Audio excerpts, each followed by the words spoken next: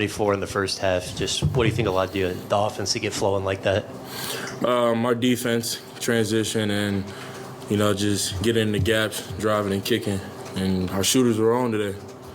Yeah, I'm not going to ask you to grade your defense, but how did the bounce feel? Why aren't you going to ask that? Tax it. It's fine. I'm playing. I'm sorry. But 4 steals, 2 blocks. I mean, how did it just feel on that end tonight for you? Felt like I was moving my feet very well. Some of those blocks I was able to get because whether it was Dyson or Herb or Trey, like sliding their feet, forcing the player to alter their shot, was able to get those blocks. And I feel like collectively as a group, we just played very well on defense. How fun is it for you to play with an elite shooter like Trey Murphy? Oh, I love it. I be looking at Trey all the time in a huddle or when we out on the court, like, I'm going to find you. You just know. It may not look like it, but I'm going to find you. Just the sequence, I think they cut it to 11 late, and that's when it's block, dunk, steal, dunk. I think you got another steal after the timeout. What did that sequence feel like, and what was kind of just going through your mind in that part? Just make a play. Got the basket, and then it was kind of sprint back on defense because they were pushing it. And I kind of saw his eyes because we went and double-teamed OG. And I was able to get the steal and make a play. The thought process was, let's make a play. And I was able to make the play.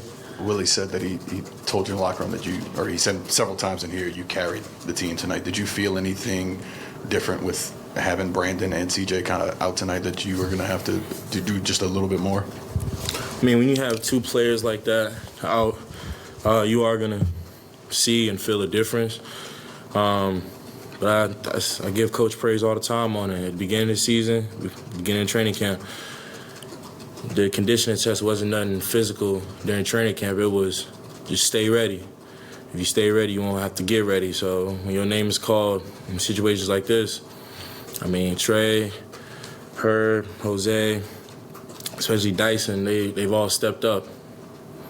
Yeah, I asked you this after the San Antonio game a week or 2 ago, but I feel like it's warranted again tonight. Do you feel like you've started to tap into a different part of your game? You're starting to feel more like the player you used to being when you're on the court now? From a ball handling perspective, yes. Because like I said, when you have players like CJ and B.I. out, you got to pick up where they affect the game. And I just want to thank Coach for trusting me to kind of be myself, and the rest of the coaching staff and my teammates. If they don't trust me, then it may look a little different for me.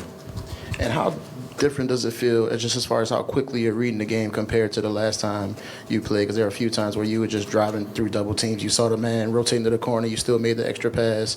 Just how quickly are you processing things now compared to the last time you played? I mean, I tell people all the time, I was trained to be a point guard because, my stepdad told me if you don't grow past a certain height, you're going to have to play point guard. So when I'm making those reads, that's just been instilled in me. Like I said, if 3 people are trying to close in on me, 2 people got to be open somewhere. So when you got shooters like the shooters we have, you just find them, whether it's me passing and it's the person catching and passing again, it's just seeing the game. Hey, Zion, it's a game one-on-one for you, but was this one like the most fun you've had in a game tonight, just as far as just everything that happened? I'll probably say it's a game where I've expressed it like more in a long time, but I'm always having fun when I just express it different games. I express it differently. Like some games I may be having time of my life, I probably won't smile that much that game. There are other games where I'm smiling a lot because that's what the moment calls for. And sometimes it's just looking at the environment of the team and what needs to be done to get them going. Tonight, 12 free throws, right? So it seems like when you get to the line... You're funny. when you get to the line, it seems like you're more aggressive, and it opens up everything for everybody else. How does it feel when you do get to the line and can make more plays? I mean, like you said, it opens up the game. When those fouls are getting called, now the players that are guarding me now have 2 fouls, now have 3 fouls, so they can't be as aggressive. And then there's that moment of hesitation where the help defender either has to come all the way over, go out to my shooter, or even stand still. And in that moment, I make my read. You had several moments tonight off a rebound, off a turnover, like really pushing the pace, getting downhill. Was that transition play an emphasis for the team as a whole this game, or was it something you decided, like, hey, I'm seeing this opportunity?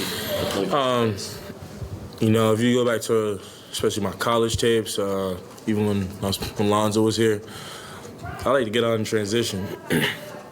So, you know, Coach did make an emphasis that if you get the rebound, just push it. So when I would get the rebounds or one of my teammates would throw it to me, push it. Because when I'm pushing it, force the defense to have to make quick decisions. And I mean, when you see somebody just pushing the ball on the court, your first thought is, let me get back.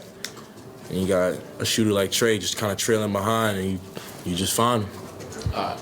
I asked you, I think a week or two ago, about the developing chemistry between you and JV and figuring out the spacing. There was a lot of really good interior passing going on tonight. Do you feel it's continuing to grow, and how is your comfort level with it? It's definitely growing. I know we still have some things we want to work on, but that's just because we want to get to a point where we feel like it's unstoppable. But like I said in previous interviews, as the season goes on, as we kind of fill the game out and see each other kind of pick our spots, we're going to learn. You mentioned guys that stepped up, and you mentioned Dyson specifically. I mean, you were a 19-year-old rookie not that long ago. I mean, how impressive is it to see just how poised he is and just kind of the way he's been able to produce, you know, in more minutes lately?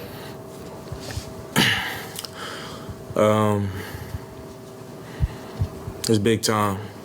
It's big time because I remember when I first came to the league, my friends be like, man, what is it like? What is it like?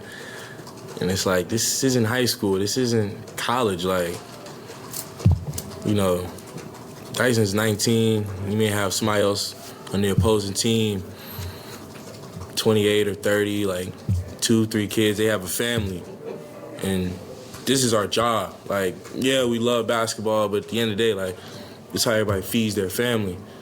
So when you get thrown out there, it's not always like kicks and giggles. It's real life. So to see Dyson getting out there and stepping up like that and to be 19, I mean, as you watch, it's unfolding in front of our eyes. He's just getting better game by game.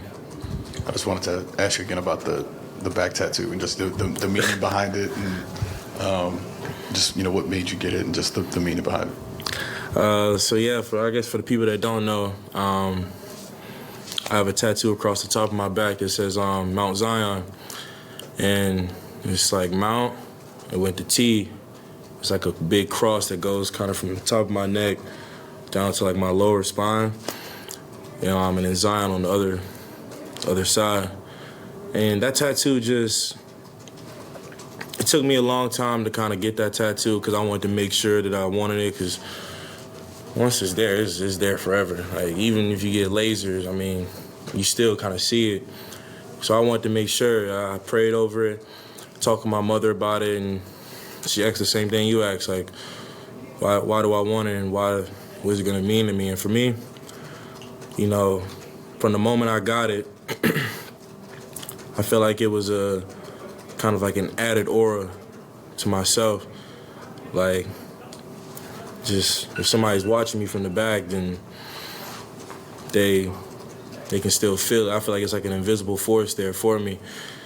And what it means, I mean, my grandmother that passed away when I was 1, so I never really got a chance to talk with her or interact. She helped my mom come up with my name, so it's a biblical reference as well. So I mean, it holds a lot of, you know, special meaning to me. I mean, 8 hours. It took 8 hours, but I mean. Was it one session or? Oh yeah, I was not about to do that in 2 sessions. But yeah, I'll probably go on Instagram or Twitter and give the tattoo artist his respect, because, I mean, that was a part of the journey as well. I'm sorry, Matt, if I'm going, but it's part of the journey as well. When I was talking to the artist about it, you know, he understood where I was coming from. He was a hooper as well, so I had loved that. And he understood the spiritual aspect that I wanted and why I wanted the tattoo. So, I mean, everybody, just the artist, myself, my mom, my grandmother, and friends and family, that's what this tattoo's for. And just a big picture question for the season. You guys are now 5 games over 500. First time this franchise has done that since 2017-18. Been a long time. And you guys all talked about having expectations coming into this year. And despite that, you really haven't had the team that you thought you were going to have, right, because all of the injuries. So just what does it say about this team that y'all are at this point, despite everything y'all have dealt with, throughout the season? I've said it in previous interviews. We got a lot of depth on this team. We are a special team. And I think as the season goes on, I mean, the world will get to see that, because we'll learn each other and we'll figure it out. Hey, Zion, the other day we asked you to sort of reflect on your first 100 games. What are your goals for this second 100 games? I mean, stay healthy. I mean, when I'm not able to play the game I love, that itself is sickening. This is what I love to do. I love playing the game of basketball. I love coming in this arena, seeing kids look up to me and thinking, man, I used to be that kid, looking up to other players. The fans showing a lot of love. My teammates just living my dream. So when I'm injured, I can't do that. So I guess that's the main thing for me, just stay healthy. Awesome. Thanks, E. You guys have a great night.